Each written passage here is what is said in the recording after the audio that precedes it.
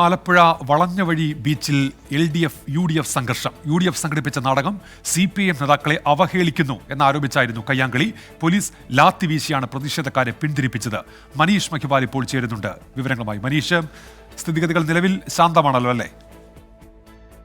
ഉന്മേഷം, ഇരു കൂട്ടരും തമ്മിൽ വാക്കേറ്റവും കയ്യാങ്കളിയും ഉണ്ടായി. ഒരു പൂർണ്ണ തോതിൽ സംഘർഷത്തിലേക്ക് എത്തുന്നതിന് മുൻപ് അമ്പലപ്പുഴ പോലീസ് സ്ഥലത്തുണ്ടായിരുന്നു. അമ്പലപ്പുഴ പോലീസും പുന്നപ്ര പോലീസും ചേർന്നാണ് പ്രതിഷേധക്കാർക്കെതിരെ ലാത്തി വീശിയതോടുകൂടിയാണ് പ്രതിഷേധക്കാർ മാറിയത്.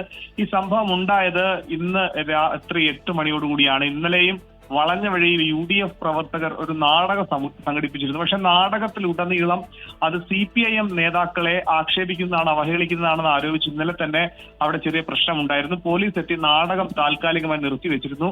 അത് LDF പ്രവർത്തകർ, CPM പ്രവർത്തകർ അലങ്കോലപ്പെടുത്തിയെന്നാണ് UDF പ്രവർത്തകർ ആരോപിച്ചത്. പക്ഷെ ഇന്നും അതേ സ്ഥലത്ത് തന്നെ പോലീസിന്റെ സുരക്ഷയിൽ നാടകം അവതരിപ്പിച്ചു. ആ സമയത്താണ് LDFന്റെ പ്രവർത്തകർ, അതായത് CPIM പ്രവർത്തകർ അങ്ങോട്ടേക്ക് ഇരച്ചു കയറി എന്നാണ് UDF പ്രവർത്തകർ ആരോപിക്കുന്നത്.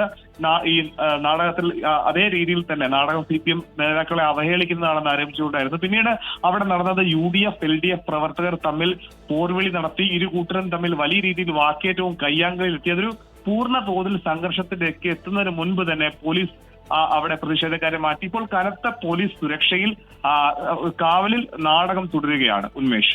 ശരി, മനീഷ് മഹിബാലാണ് വിശദാംശങ്ങൾ നൽകിയത് ആലപ്പുഴയിൽ.